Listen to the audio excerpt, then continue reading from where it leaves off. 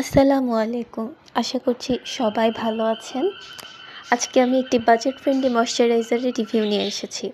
তো এখানে দেখতে পাচ্ছেন এটা লিলি ময়েশ্চারাইজার, আমাদের দেশীয় পণ্য। এটার টেক্সচার সম্পর্কে বলি।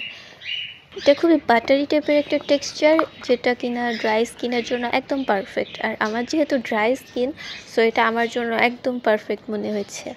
কিন্তু এটার স্মেলটা খুবই কড়া, একদম তিতা চকলেট টাইপের একটা স্মেল। আমার মনে হয় যারা চকলেট লাভার, এটা তাদেরও ভালো লাগবে না। তো আমি এটা যখন আমার ফেসে অ্যাপ্লাই করি, দেখি যে কোনো ধরনের রিয়াকশন হচ্ছে না, ফেসে বাম্পসও উঠছে না, কোনো সমস্যা আমার হয়নি। অনেকক্ষণ ময়েশ্চারাইজড ছিল।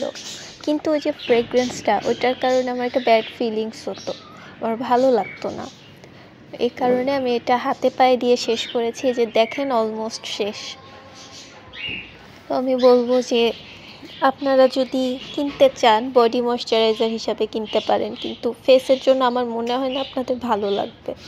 এটাকে আমি 10-এ 5 দিচ্ছি। নেক্সট টাইম আমি যদি পারচেস করি, তাহলে হয়তো এটা পারচেস করব না। লিলি ব্র্যান্ডের আরও বডি ময়েশ্চারাইজার আমি দেখেছি, এবার ওইটা নেওয়ার ইচ্ছা আছে আমার। তো দেখা যাক। এই ছিল আমার আজকের রিভিউ। আমার ভয়েসটা খুবই ইম্যাচিউর, এই কারণে আমি ক্ষমা চেয়ে নিচ্ছি আপনাদের কাছে। আমার জন্য দোয়া করবেন। সবাই ভালো থাকবেন। আসসালামু আলাইকুম।